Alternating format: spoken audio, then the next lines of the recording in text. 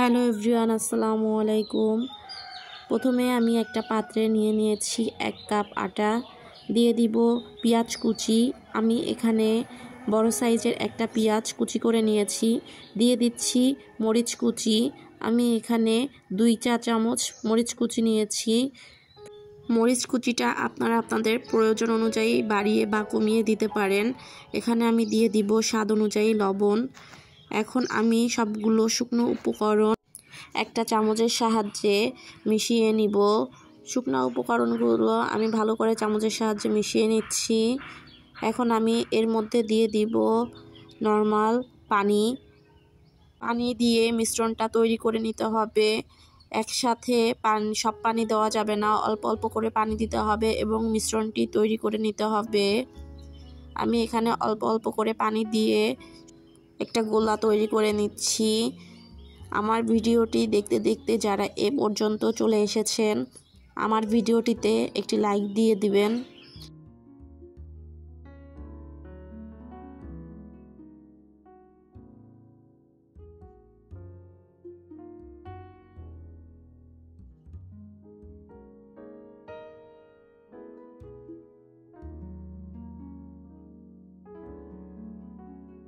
এখন আমি এর মধ্যে দিয়ে দিব একটা ডিম।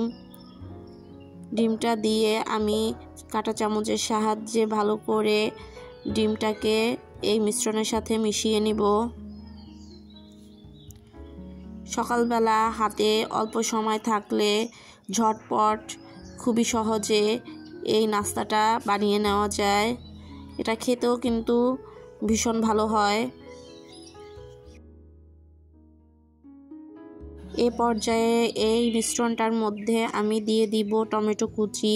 আমি এখানে একটা টমেটোর অর্ধেক কুচি করে দিয়েছি। টমেটোটাকে ভিতরের রস ফেলে তারপরে ছোট ছোট করে কুচি করে নিয়েছি। দিয়ে দিব ধনিয়া পাতা কুচি। এখন আমি টমেটো এবং ধনিয়া পাতাটাকে এই মিশ্রণের সাথে মিশিয়ে নিব।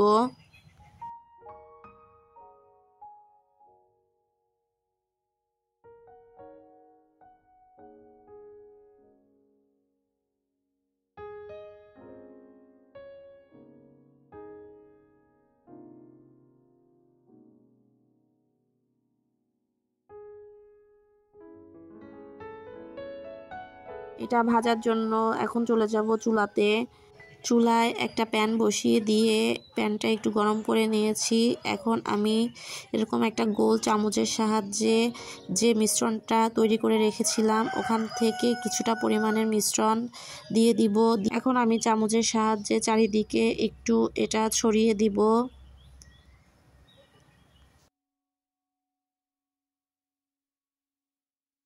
দেখুন আমি কিভাবে করছি।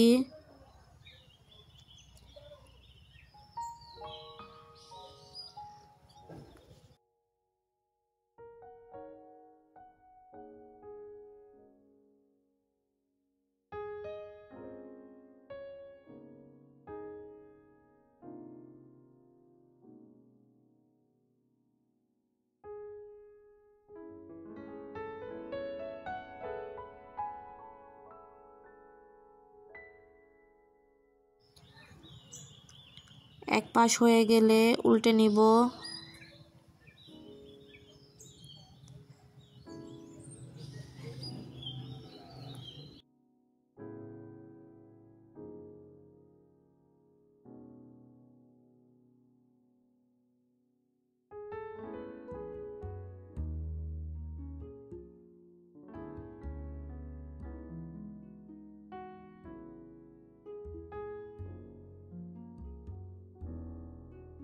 উল্টে পাল্টে 2 পাশ আমি খুব ভালো করে ভেজে এরপর তুলে নিব।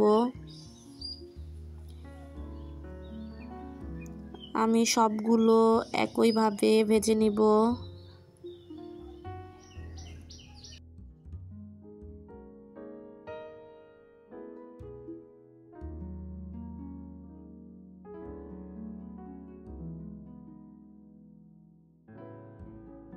দেখুন দেখতে কতটা সুন্দর হয়েছে, খেতেও কিন্তু ভীষণ ভালো লাগে। ঝটপট হাতে সময় কম থাকলে খুব সহজেই এরকম একটা নাস্তা তৈরি করে নেওয়া যায়। আজকের ভিডিওটি আপনাদের কাছে কেমন লেগেছে কমেন্টে জানিয়ে যাবেন। ভালো থাকবেন সবাই। আল্লাহ হাফেজ।